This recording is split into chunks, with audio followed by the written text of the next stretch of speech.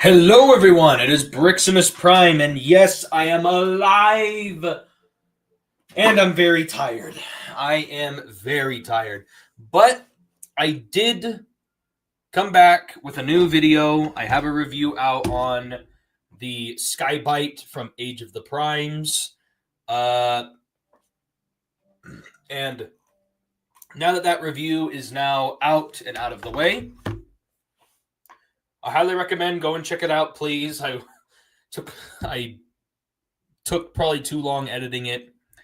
Yeah, so I am back now with High Firewall. I'm back with one package and two package. I have two packages. Both of them are kind of a little bit bigger, but one of them's a little bigger, one of them's about average size. And as you can see, they are both Big Bad Toy Store style boxes. And I'm doing pretty good. I'm doing fine. I've just been very busy, but now that I am off of my hiatus, I would like to try and upload consistently more. Yeah, that's pretty much it. Pretty much I just want to upload more consistently. I'm debating about what to do for the next video because I know for sure I want to try and review. I have some One Piece figures that need to get reviewed. I've also got some more Transformers that need to get reviewed. I've got some Star Wars figures need to get reviewed. I haven't done a Star Wars review since May the 4th, so it's been a little bit. But yeah, like for example, I've got the Hearts of Steel 2-pack for Transformers. I've got the Constructicon Commander Class 2-pack. I've got flipping the new Studio Series Bumblebee, and again, some One Piece and a little bit of Marvel. There's a little bit of Marvel figures I need to get reviewed. But yeah, I plan on, trying to upload more consistently now that the other video is out of the way. I'm gonna put up a poll talking about the new stuff. I'm going to put up a poll here soon to, ask people what they want me to review next, probably after this live stream. But anyway, let's get into the first package while I'm chatting here. But, there we go. Kept shaking a little too much. Anyway, so this first package here is from Big Bad Toy Store, obviously, and it is a Star Wars figure. It's not Transformers related. It is Star Wars. And it's a figure I missed out on when it first came out, but recently they got the restock of this figure a little bit ago. And I was really happy to finally get one of these guys, especially since it's from a video game that I really like. Yeah, it's from a Star Wars video game.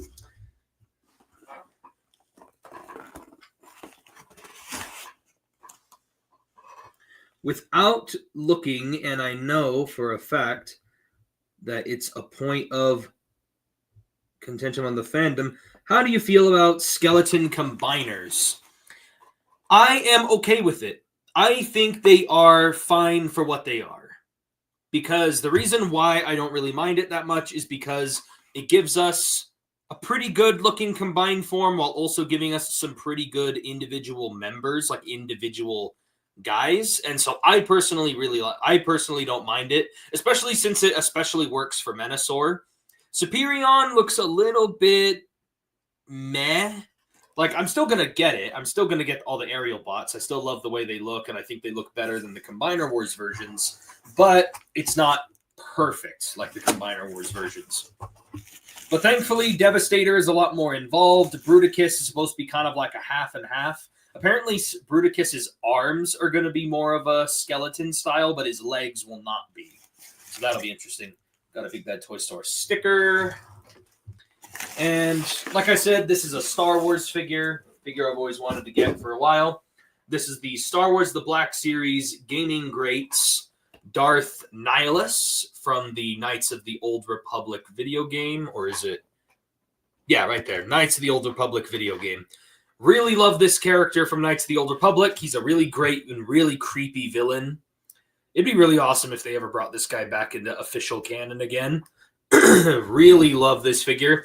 Plus, they used the soft goods on this guy, and I really love the way how they interpreted that.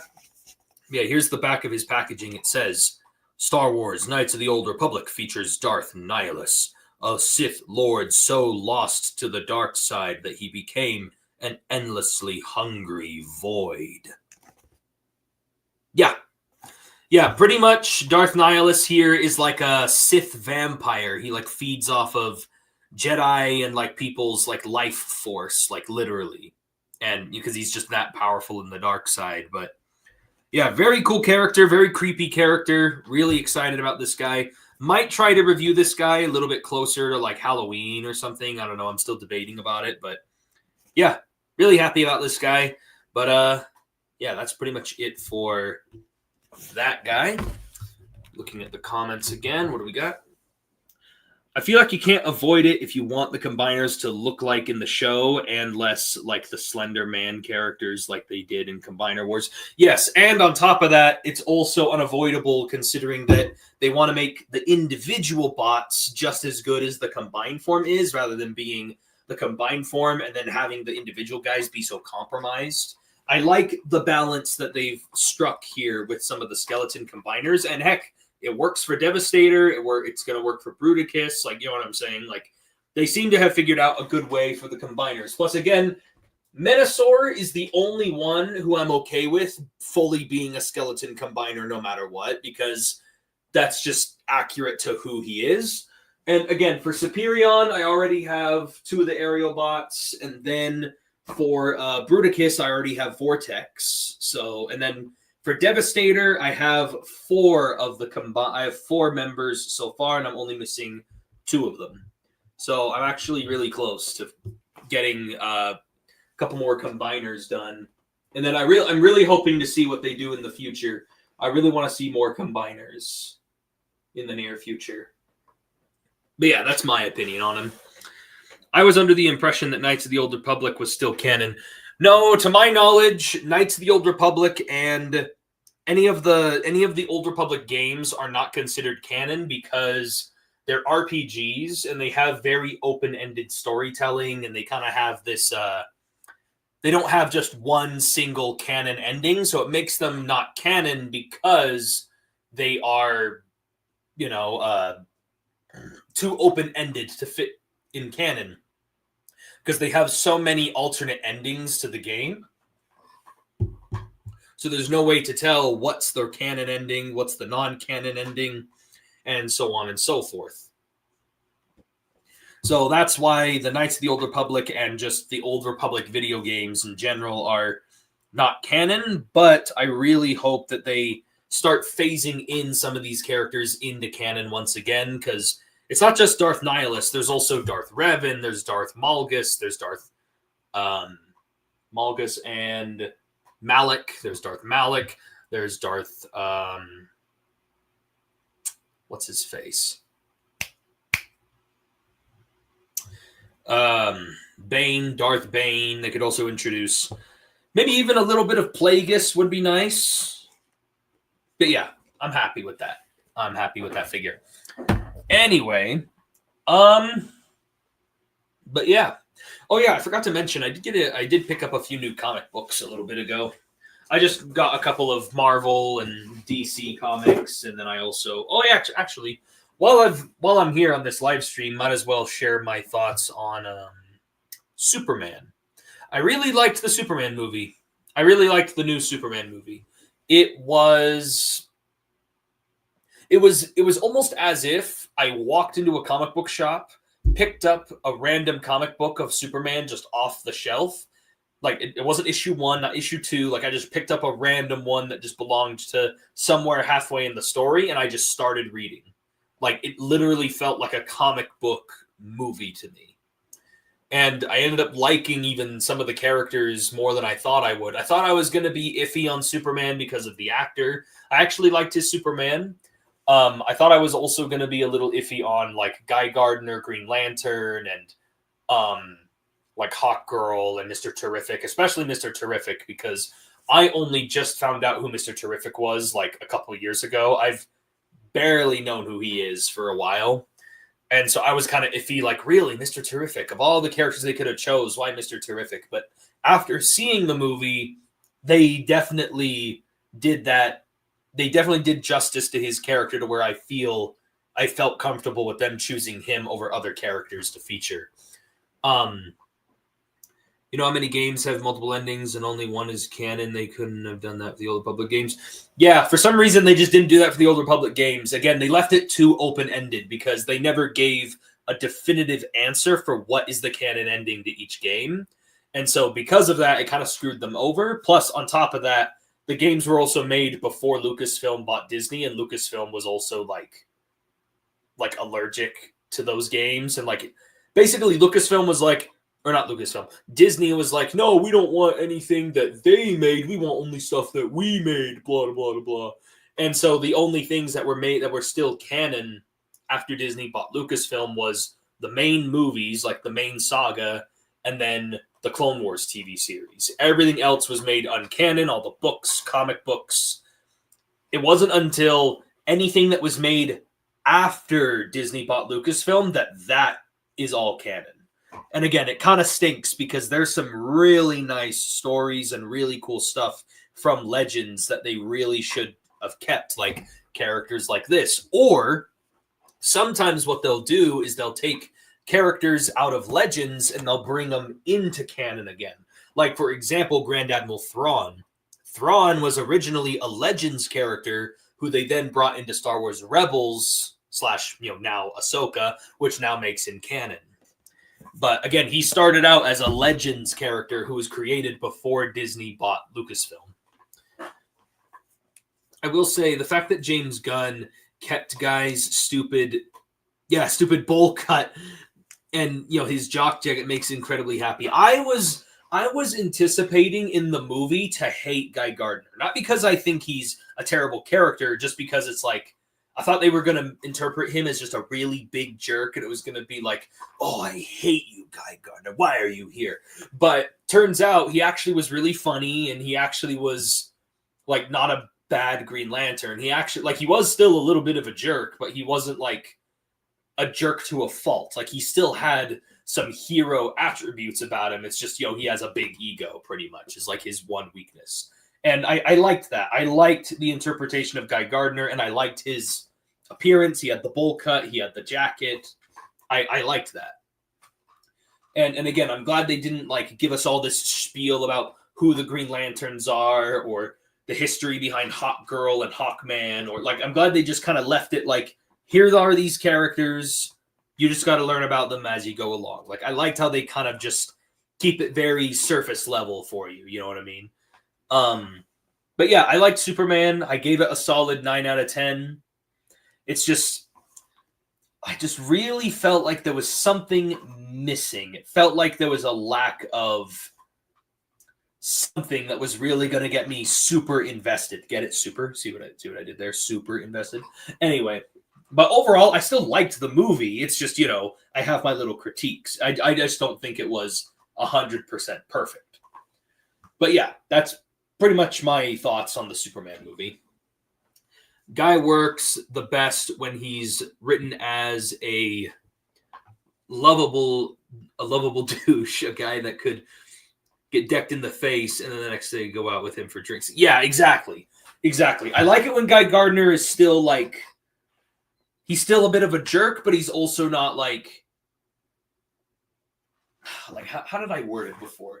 It's like, he's still kind of a jerk, but he is also still your best friend at the same time. It's like that best friend you always throw jabs with back and forth, and you guys say mean things to each other, but it's like as friends. You know what I'm saying? Sometimes you get mad at each other, but you still are friends in the end. Like, Guy Gardner is like that guy. But yeah. Point is, I like Superman. All right, next package. So, a little bit of history behind this particular package. So, this item in this package actually is not from Big Bad Toy Store. the person who sent me this actually sent it to me in an old Big Bad Toy Store box that they had.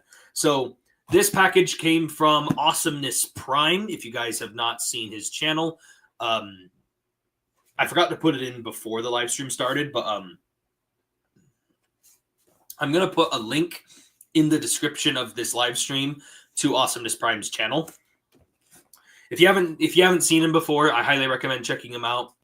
He's a really nice guy, really good friend. Anyway, I bought something off of him recently, and this is the thing that I bought off of him. And it's not brand new in the box. It is out of the box and everything, but it has all the accessories and everything with it. But anyway, this is a Transformer from his collection that he was selling, and I bought it off of him. And it's now here in my hands. And he just happened to put it in a Big Bad Toy Store box. So let me get that open and show off the contents within. Holy crap. Some really tough tape on here. It's like a more rubbery kind of tape. It's really weird.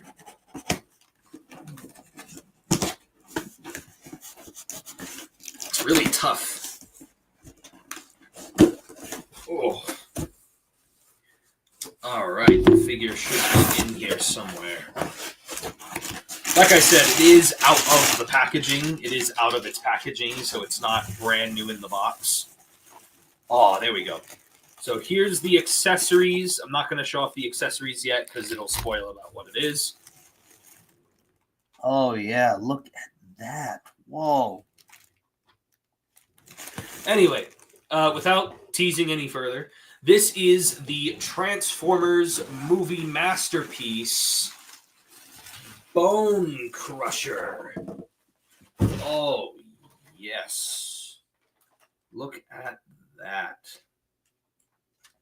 Yes, it is movie masterpiece, Bone Crusher. And he's got his big old claws over here, from the vehicle mode, but there he is.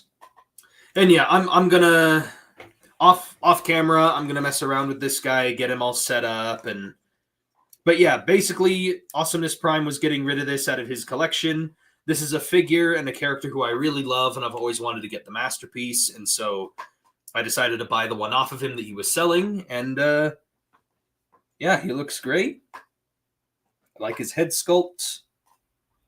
Not sure if I'll get around to reviewing this guy, but I definitely will try to possibly get a video out on this guy at some point. I want to review more masterpiece figures. I do have a handful of them, so this might be one of those few that I do try to.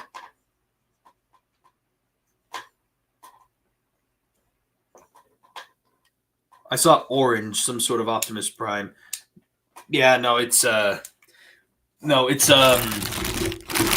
accessories are the flame effects and the alternate faceplate for him. It's the flame effects and the faceplate, or the extra accessories. But yeah, he looks really good. Bone Crusher was one of the original characters that I really grew up with when I was younger back in the day. I had the original deluxe class. It was one of my first ever Decepticon Transformers that I ever had growing up. And this guy was just one of my absolute favorites from the 2007 film. And so out of all the Decepticons and all the characters in 2007, this was one of the characters I really wanted the masterpiece for. And now I'm a little tempted to now try to find a Bay Film Prime for him to clash with. But for now, I'm just happy to have my boy Bone Crusher here. And yeah, I'm going to learn how to transform him and all that stuff later on. But there he is. So yeah, that is pretty much it for the unboxing portion of the live stream. But there he is. And again, he's quite large. He is a large thing. He definitely is. Dang. I love his head sculpt so much. There's so much detail in his head sculpt. Also, his back is kind of coming undone. That's not supposed to do that. I'm assuming these are supposed to tab in like back here, and then this probably goes right here. Obviously, this is supposed to connect onto him, obviously. But yeah, he looks good. And I can feel the diecast in him too. When I picked him up, I can like feel the diecast on him. He's heavy. He's definitely heavy. Yeah. Are they still making Masterpiece figures? I was out of the Transformers for a long time now. Yeah, Masterpiece. Yeah, they're still making Masterpiece figures right now. It's just Takara's definitely kind of slowed down a bit, and they kind of started focusing more on quality over quantity, basically. And so they haven't been putting out as many Masterpiece figures as they used to. Like, for example, the movie Masterpiece basically took a big hiatus for a while. They released Masterpiece Brawl, and then they just nothing. They stopped. They like completely cut themselves off. And then it wasn't until just recently that we got a rumor going around that there's a new rumor going around that they're going to start up the movie Masterpiece line again with a brand new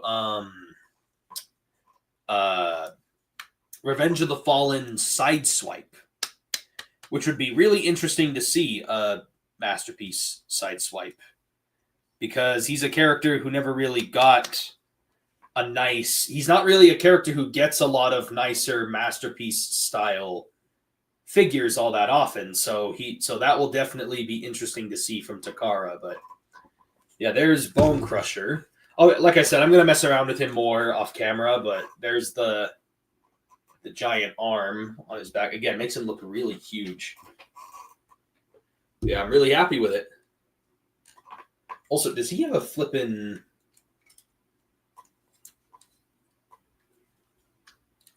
Oh, no, never mind. It's just his hips being weird. I thought he had an ab crunch. I was like, really? On a figure like this?